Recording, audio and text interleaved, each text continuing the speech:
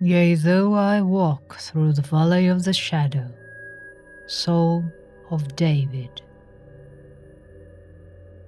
Ye who read are still among the living, but I who write shall have long since gone my way into the region of shadows.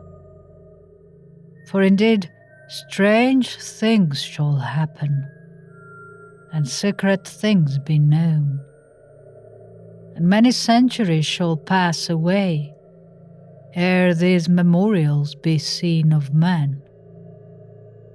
And when seen, there will be some to disbelieve, and some to doubt, and yet a few who will find much to ponder upon in the characters here graven with a stylus of iron.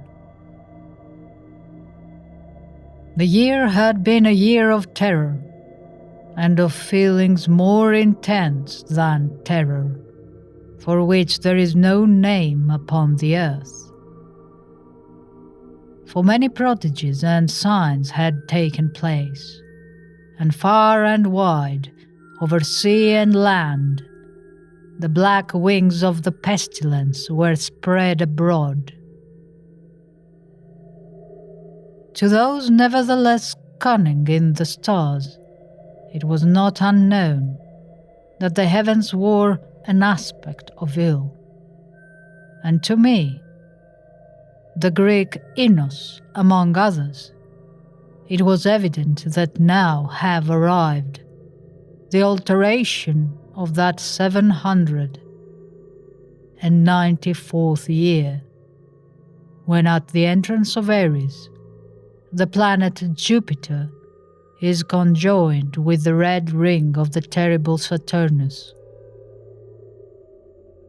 The peculiar spirit of the skies, if I mistake not greatly, made itself manifest, not only in the physical orb of the earth, but in the souls, imaginations, and meditations of mankind.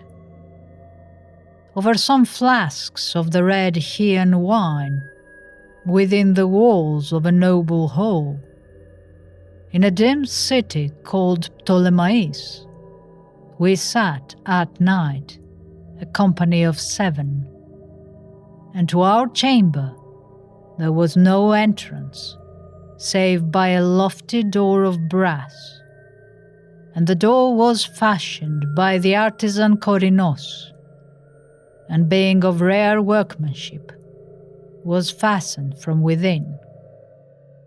Black draperies, likewise in the gloomy room, shut out from our view the moon, the lurid stars, and the peopless streets. But the boding and the memory of evil, they would not be so excluded. There were things around us and about of which I can render no distinct account, things material and spiritual, heaviness in the atmosphere, a sense of suffocation, anxiety, and above all, that terrible state of existence which the nervous experience when the senses are keenly living and awake, and meanwhile the powers of thought lie dormant. A dead weight hung upon us. It hung upon our limbs, upon the household furniture, upon the goblets from which we drank, and all things were depressed and borne down thereby. All things, save only the flames of the 7 lamps which illuminated our revel, uprearing themselves in tall slender lines of light. They thus remained burning, all pallid and motionless. and in the mirror which their lustre formed upon the round table of ebony at which we sat, each of us there assembled beheld the pallor of his own countenance and the unquiet glare in the downcast eyes of his companions. Yet we laughed and were merry in our proper way, which was hysterical, and sang the songs of Anacreon, which are madness, and drank deeply, although the purple wine reminded us of blood. For there was yet another tenant of our chamber, in the person of young Zelus, dead, and at full length he lay enshrouded, the genius and the demon of the scene. Alas, he bore no portion in our mirth, save that his countenance, distorted with the plague, and his eyes, in which death had but half extinguished the fire of the pestilence, seemed to take such interest in our merriment as the dead may haply take in the merriment of those who are to die. But although I, Enos, felt that the eyes of the departed were upon me, still I forced myself not to perceive the bitterness of their expression, and gazing down steadily into the depths of the ebony mirror, sang with a loud and sonorous voice the songs of the son of Teos. But gradually my songs they ceased, and their echoes, rolling afar off among the sable draperies of the chamber, became weak and undistinguishable, and so faded away.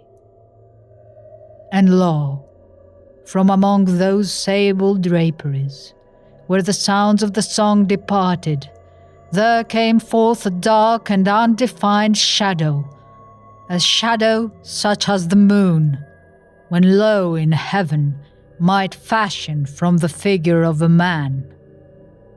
But it was the shadow neither of man, nor of God, nor of any familiar thing.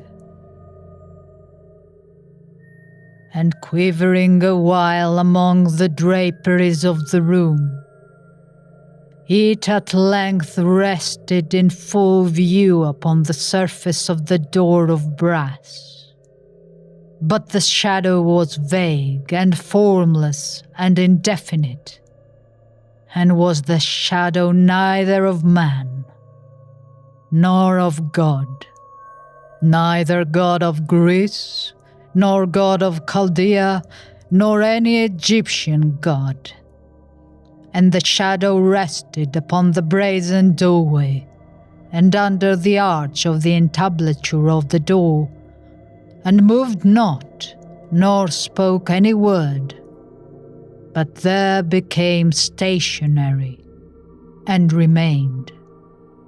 And the door whereupon the shadow rested was, if I remember aright, over against the feet of the young Zelus enshrouded.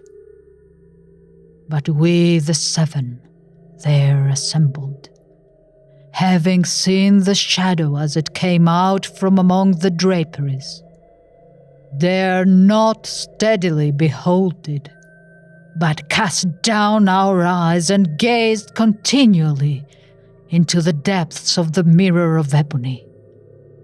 And at length, I, Enos, speaking some low words, demanded of the shadow its dwelling and its appellation. And the shadow answered, I am Shadow, and my dwelling is near to the catacombs of Ptolemais, and hard by those dim plains of illusion, which border upon the foul Charonian Canal. And then did we, the seven, start from our seats in horror, and stand trembling and shuddering and aghast, for the tones in the voice of the shadow were not the tones of any being, but of a multitude of beings, and varying in their cadences from syllable to syllable, fell duskly upon our ears in the well-remembered and familiar accents of many thousand departed friends. You've been listening to The Shadow, a parable, written by Edgar Allan Poe. And now I will read to you, apart from the editorial introduction to the book The Poets and Poetry of America, published in 1842, where Rufus Griswold gives a short bio of Edgar Allan Poe. And so he says, "The family of Mr. Poe is one of the oldest and most respectable in Baltimore. David Poe, his paternal grandfather, was quartermaster general in the Maryland line during the Revolution, and the intimate friend of Lafayette, who during his last visit to the United States called personally upon the general's widow and tendered her his acknowledgments for the services rendered to him by her husband. His great-grandfather, John Poe, married in England Jane, a daughter of Admiral James McBride, noted in British naval history and claiming kindred with some of the most illustrious English families. His father and mother died within few weeks of each other of consumption, leaving him an orphan at 2 years of age. Mr. John Allen, a wealthy gentleman of Richmond, Virginia, took a fancy to him and persuaded General Poe, his grandfather, to suffer him to adopt him. He was brought up in Mr. Allen's family, and as that gentleman had no other children, he was regarded as his son and heir. In 1816 he accompanied Mr. and Mrs. Allen to Great Britain, visited every portion of it, and afterward passed 4 or 5 years in a school kept at Stoke Newington, near London, by the Reverend Dr. Bransby.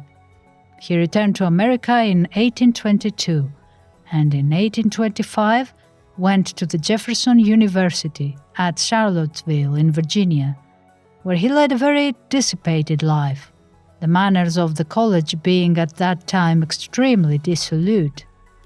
He took the first honors, however, and went home greatly in debt.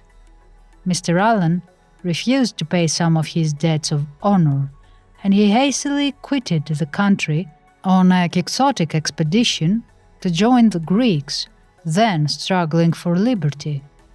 He did not reach his original destination, however, but made his way to St. Petersburg in Russia, where he became involved in difficulties from which he was extricated by the late Mr. Henry Middleton, the American minister at that capital. He returned home in 1829 and immediately afterward entered the military academy at West Point. In about 18 months from that time, Mr. Allen, who had lost his first wife while Mr. Poe was in Russia, married again. He was 65 years of age, and the lady was young. Poe quarreled with her, and the veteran husband, taking the part of his wife, addressed him an angry letter, which was answered in the same spirit. He died soon after, leaving an infant son, the heir to his property, and bequeathed Poe nothing. The army, in the opinion of the young cadet, was not a place for a poor man. So he left West Point abruptly and determined to maintain himself by authorship. He had printed, while in the military academy, a small volume of poems, most of which were written in early youth. They illustrated the character of his abilities and justified his anticipations of success. For a considerable time, however, his writings attracted but little attention. At length, in 1831, the proprietor of a weekly literary gazette in Baltimore offered 2 premiums, one for the best story in prose and the other for the best poem. In due time, our author sent in 2 articles, both of which were successful with the examining committee and popular upon their appearance before the public. The late Mr. Thomas W. White had then recently established the Southern Literary Messenger at Richmond. Upon the warm recommendation of Mr. John P. Kennedy, who was a member of the committee that has been referred to, Mr. Poe was engaged by him to be its editor. He continued in this situation about a year and a half, in which he wrote many brilliant articles and raised the Messenger to the first rank of literary periodicals.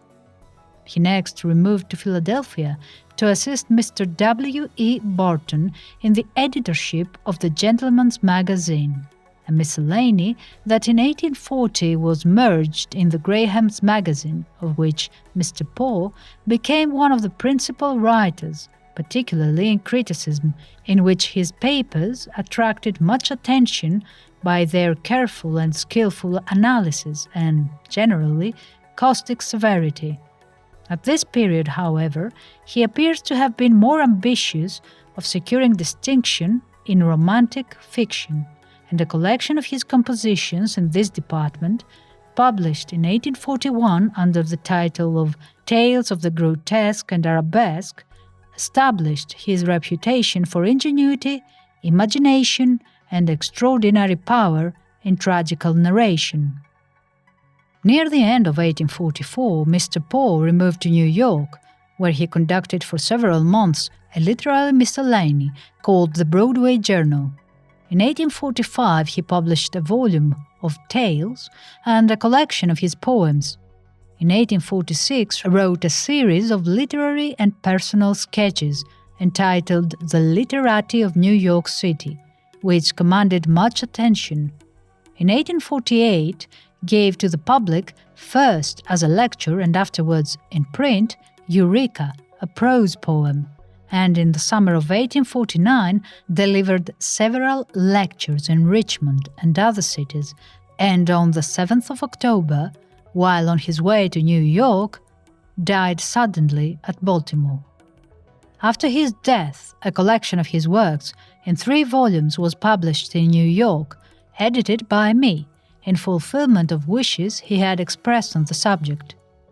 It embraced nearly all his writings, except Arthur Gordon Pym, a nautical romance, originally printed in the Southern Literary Messenger, and a few pieces of humorous prose in which he was less successful than in other kinds of literature. In a memoir which is contained in these volumes, I have endeavored to present with as much kindly reserve in regard to his life as was consistent with justice, a view of his extraordinary intellectual and moral character. Unquestionably, he was a man of genius, and those who are familiar with his melancholy history will not doubt that his genius was in a singular degree wasted or misapplied. In poetry, as in prose, he was most successful in the metaphysical treatment of the passions. His poems are constructed with wonderful ingenuity and finished with consummate art.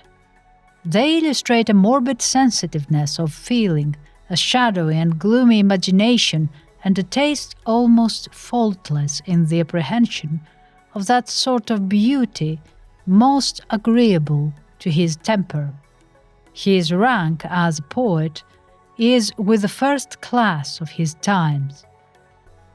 The Raven Ulalume, the bells, and several of his other pieces will be remembered as among the finest monuments of the capacities of the English language. And now, Edgar Allan Poe's The Haunting of the Slan, published in the Southern Literary Messenger, June 1849. I have sometimes amused myself by endeavoring to fancy what would be the fate of any individual gifted, or rather accursed, with an intellect very far superior to that of his race. Of course, he would be conscious of his superiority, nor could he, if otherwise constituted as man is, help manifesting his consciousness. Thus, he would make himself enemies at all points, and since his opinions and speculations would widely differ from those of all mankind, that he would be considered a madman is evident. How horribly painful such a condition! Hell could invert no greater torture than that of being charged with abnormal weakness on account of being abnormally strong. In like manner, nothing can be clearer than that a very generous spirit, truly feeling what all merely profess, must inevitably find itself misconceived in every direction, its motives misinterpreted, just as extremeness of intelligence would be thought fatuity, so excess of chivalry could not fail of being looked upon as meanness in its last degree, and so on with other virtues. This subject is a painful one indeed. That individuals have so soared above the plane of their race is scarcely to be questioned. But in looking back through history for traces of their existence, we should pass over all biographies of the good and the great, while we search carefully the slight records of wretches who died in prison, in Bedlam, or upon the gallows.